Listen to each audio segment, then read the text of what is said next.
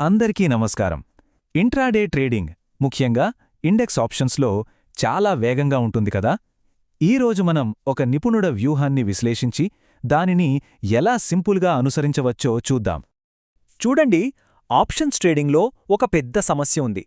Market పైకి వెళ్తుందా లేదా కిందకి వెళ్తుందా అని అంచనా వేయడం ఒక ఎత్తైతే, అసలైన సవాలు అంటే చాలామంది ట్రేడర్లు ఇబ్బంది పడేది ఎక్కడంటే, కరెక్ట్గా ఎప్పుడు ఎంటర్ అవ్వాలి, ఎప్పుడు ఎగ్జిట్ అవ్వాలి అని తెలుసుకోవడంలోనే. అంటే కేవలం డైరెక్షన్ కరెక్ట్గా గెస్ చేస్తే సరిపోదు. అలా చేసినా చాలాసార్లు నష్టాలొస్తాయి. కానీ ఎంట్రీ టైమింగ్ పర్ఫెక్ట్గా ఉన్నప్పుడే మనం నిలకడగా లాభాలు సంపాదించగలం. అదే అసలైన సీక్రెట్. సరే, ముందుగా అసలు సమస్య ఏంటో అర్థం చేసుకుందాం.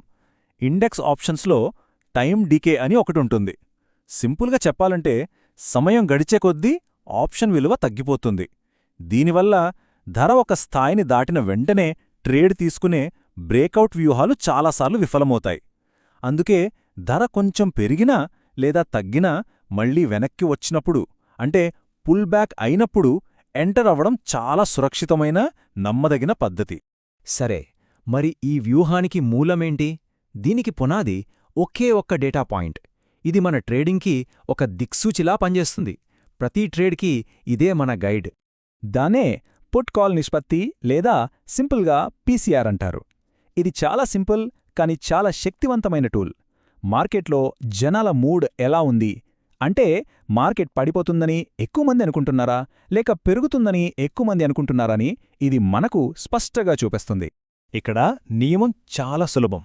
పీసీఆర్ గనక 1 కన్నా ఎక్కువగా ఉంటే దాని అర్థం సెంటిమెంట్ బుల్లిష్గా ఉంది, అంటే మార్కెట్ పెరిగే అవకాశముంది. అప్పుడు మనం కొనడానికి మాత్రమే అవకాశాలు వెతకాలి. ఒకవేళ పీసీఆర్ 1 కన్నా తక్కువ ఉంటే సెంటిమెంట్ బేరిష్, అంటే మార్కెట్ పడిపోయే అవకాశముంది. అప్పుడు మనం అమ్మడానికి మాత్రమే చూడాలి. అంతే, సింపుల్. సో ఇక్కడ నిపుణులు చెప్పే అత్యంత ముఖ్యమైన నియమమిదే. ఏ పరిస్థితిలోనూ పీసీఆర్ డేటాకు వ్యతిరేకంగా ట్రేడ్ చేయకూడదు, ఎప్పటికీ. ఓకే, పీసీఆర్ మనకు దిశను చెప్పేసింది. మరిప్పుడు ట్రేడ్లోకి ఎక్కడ ఎంటర్ అవ్వాలి? ఇందాక మనం పుల్ బ్యాక్ గురించి మాట్లాడుకున్నాం కదా. ఇప్పుడు అధిక సంభావ్యత ఉన్న ఎంట్రీ పాయింట్స్ని కనిపెట్టడానికి 2 నిర్దిష్ట పుల్బ్యాక్ పద్ధతులను చూద్దాం. మొదటిది, ఇంకా చాలా నమ్మకమైనది, వీవ్యాప్ పుల్బ్యాక్. వీవ్యాప్ అంటే volume weighted average price.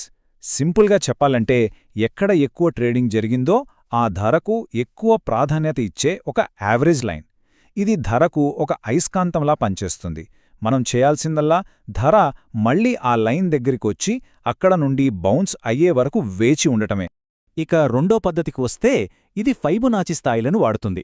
Market ఒక ట్రెండ్లో వెళ్తున్నప్పుడు అది ఎంతవరకు వెనక్కి రావచ్చో చెప్పడానికి ఈ టూల్ సహాయపడుతుంది. ఇందులో 50% నుంచి 61.8% మధ్య ఉన్న ప్రాంతాన్ని ఒక గోల్డెన్ జోన్ లాగా చూస్తాం.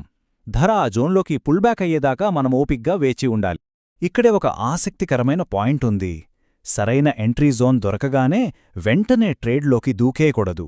అసలైన విషయమేంటంటే, మార్కెట్ మనకు ఒక స్పష్టమైన కన్ఫర్మేషన్ సిగ్నల్ ఇచ్చే వరకు వేచి ఉండాలి. ఇది చాలా చాలా ముఖ్యమైన క్రమశిక్షణ. మనమనుకున్నది పర్ఫెక్ట్ ఎంట్రీ జోన్ అయినా సరే, కన్ఫర్మేషన్ లేకుండా ట్రేడ్ తీసుకుంటే అది జూదంతో సమానం, అంతే. మనం 10 నిమిషాల టైం ఫ్రేమ్లో 2 శక్తివంతమైన క్యాండిల్స్టిక్ ప్యాటర్న్ల కోసం వెతకాలి. మొదటిది హ్యామర్. ఇది కొనుగోలుదారులు మళ్లీ చురుకుగా మారుతున్నారని చూపిస్తుంది. రెండోది ఎంగల్ఫింగ్ ప్యాటర్న్. ఇది మార్కెట్ నియంత్రణ అకస్మాత్తుగా చేతులు మారింది అని చెప్పే ఒక బలమైన సిగ్నల్. సరే, ఎంట్రీ దొరికింది, కన్ఫర్మేషన్ కూడా వచ్చింది. ఇప్పుడు మన డబ్బుని ఎలా కాపాడుకోవాలో మాట్లాడుకుందాం. అంటే స్టాప్ లాస్ గురించి. ఈ వ్యూహంలో సంక్లిష్టమైన పద్ధతులు ఏమీ లేవు. చాలా సింపుల్, లాజికల్ నియమం ఉంది. ట్రేడర్లకు ఇది చాలా సాధారణ సమస్య కదా. మంచి ట్రేడ్లోకి ఎంటర్ అవుతాం, కానీ కాసేపటికే మన స్టాప్ లాస్ హిట్ అయి ధర మళ్లీ మనకు అనుకూలంగా వెళ్ళిపోతుంది. సో ఇలా సులభంగా వేటాడబడకుండా స్టాప్ లాస్ను తెలివిగా ఎలా పెట్టాలి? ఈ పద్ధతి చాలా సింపుల్ కానీ చాలా ప్రభావవంతమైనది. మనం ఏ ఆప్షన్ కాంట్రాక్ట్ అయితే ట్రేడ్ చేస్తున్నామో ఆ రోజు దాని అత్యల్ప ధర ఎంతో చూడాలి. మన ఎంట్రీ తర్వాత మన స్టాప్ లాస్ని ఆ డేలో కన్నా కొంచెం కింద పెట్టాలి. ఇది ఒక బలమైన సపోర్ట్ లెవెల్లా పనిచేస్తుంది. అంత సులభంగా బ్రేక్ అవ్వదు. సరే, ఇప్పుడు ఈ మొత్తం ప్రక్రియను ఒక సింపుల్ ప్లేబుక్లా చూద్దాం. ఫస్ట్, మీ దిక్సూచిని చెక్ చేసుకోండి. పీసీఆర్ బుల్లిష్గా ఉందా, బేరిష్గా ఉందా? సెకండ్, ఓపికగా పుల్బ్యాక్ కోసం వేచి ఉండండి. ధర మన ఎంట్రీ జోన్కి రావాలి. థర్డ్, సిగ్నల్ కోసం ఆగండి. 10 నిమిషాల చార్ట్లో హ్యామర్ లేదా ఎంగల్ఫింగ్ ప్యాటర్న్ కన్ఫర్మేషన్ తరువాతే ఎంట్రీ. అంతే.